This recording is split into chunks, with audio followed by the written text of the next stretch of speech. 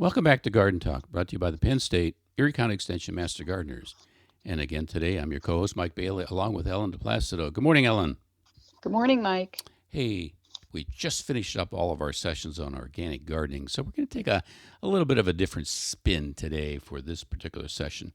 And this is something I kind of like to do, where we kind of walk around the garden or walk around the yard and talk about some of the things that we are experiencing down at our gardens, our community gardens, and or even in our home setting.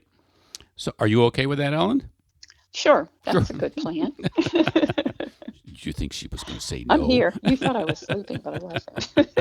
So I like to talk about hanging baskets because, Yeah. you pay quite a bit of money for these things and you put them up in the spring when they're so nice and beautiful. And then you got to kind of take care of them and you can get them to last throughout the course of the year. But this year has been kind of a tough year, even for me, with the sun and the heat and the dry times. I've struggled.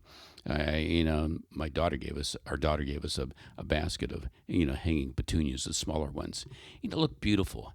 And all of a sudden, things start dying on me. And I go, what? Mm-hmm. I can't have my hanging basket of flowers for my daughter die. Okay, so I took it down and I took it out of the sun and put it in the back of the house and, put it in the shade, gave it some water and some fertilizer, trimmed a lot of the stuff out of it. And believe it or not, after about a week or so, it started to send out a lot of new growth. Oh, that's good. And right now, the thing looks beautiful right now. Okay, even better Mm-hmm. than it did when she gave it to us. Okay, Oh, yeah. So I'm pleased. Okay, so a little bit of care, okay, kind of helped along, and I got some New Guinean patience though that one of our sons gave us to. For the life of me, I can't get that thing to bloom. I've done everything. oh, Okay, and uh-huh. maybe it's going to be a cooler weather. I don't know. So I'm Yeah. struggling there. In our begonia basket that we bought ourselves, okay, was doing absolutely beautiful, and then a bird built a nest in it, the whole thing. And of course, my wife wouldn't let me take the nest out. Okay, Of so course not. so we had to wait for the for the little For the eggs to fledglings hatch. to the eggs to hatch and the fledglings to grow, etc., and fly away. So, but it's Yeah. it's it's back doing better now that I've been able to take care of it. Okay, uh, Hmm. so whatever. But potted plants are another issue, aren't they, Ellen? They are, yes. Not just your flower potted plants, but your vegetable pots also. And it's been so hot and dry. I know in front of my garage I have my petunias, and then I have Dusty Miller in amongst the petunias. And I was looking at one of them the other day, and I went, "Oh, where did Dusty Miller go?" Well, here it was just so limp and everything. And once I watered it really well, and they came and they popped back up.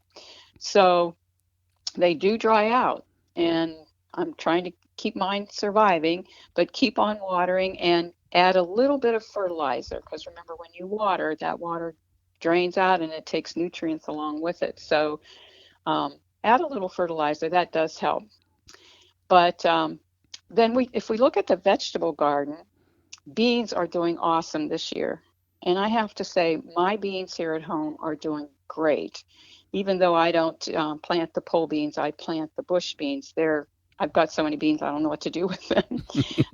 At Emmaus, we probably harvested over 75 pounds. Oh yeah, But a lot of yeah, beans. yeah. And I think, I don't know if you fertilized recently or not, but we do lightly fertilize and we keep watering. We have to make sure that the soil is moist but not drenched and harvest. Don't let the beans stay on the stalks too long. That's right. They lose their taste. They're just not that good if they're on there too long. Um, Tomatoes, I have a failure year this year in tomatoes, and I'm not sure why, because tomatoes are doing awesome in Erie County this year. So keep on watering your tomatoes. If you have some container tomatoes, you probably want to fertilize those a little bit, but not the ones you planted in your garden, unless they look really, really bad. Um, Yeah, if Mid to late September, you might want to remove any new blossoms because really they're not going to produce new tomatoes. You just want to make sure that the tomatoes that are on the plants get a chance to mature and grow to their peak. You're right, and then that's a point that I think a lot of us kind of forget about. Okay, you got to kind of think about, okay, mid to late September, are these blossoms really going to generate some decent sized Mhm. fruit, or Mhm. would I rather have the plant put its energy into developing the fruit that are already there? And I think I'd Right. probably rather go with the latter, so I actually pinch some of those flowers off. Uh, Okay. Onions, Uh-huh. good crop for us this year. Yes, me too. And but if you haven't taken your onions out of the ground, you got to start. Make sure you do that. If the foliage has dropped and died back a little bit, get them out of the ground and cure them before they get any kind of a fungal disease, because you're not going to want that. And this is the same with potatoes. You know, s- Mhm. it, dig down around those plants and check on a few to see if they're ready to harvest or if the plants have died back. Get those potatoes out of the ground. If the plants have Mhm. died, the potatoes are not going to get any bigger, and you're going to Mhm. subject them to some of the diseases and things that are in the ground. Um, Broccoli, cabbage, Brussels sprouts. Ellen, do you mind if I just kind of continue here for a minute? I No, get you I get can on. do that because I don't plant those. I've Okay, never tried you them. know, you know, there. I got some broccoli and some cabbage that I planted late, and it's finally starting to Uh-huh. pick up and do really well. So Oh, now I got good. to keep it moist. I lightly fertilize it, and I watch for those cabbage worms, and I spray them with the BT. The BT works Mhm. wonderful on the broccoli and the cabbage and the Brussels sprouts. So keep after those things, and they'll offer you a good harvest, well into November if you kind of take care of them. So, Okay. what about some fall crops, Alan?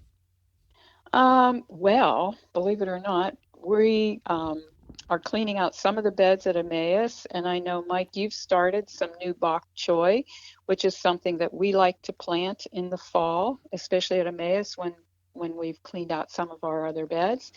And spinach is a good crop to start in the fall, and even some cabbages.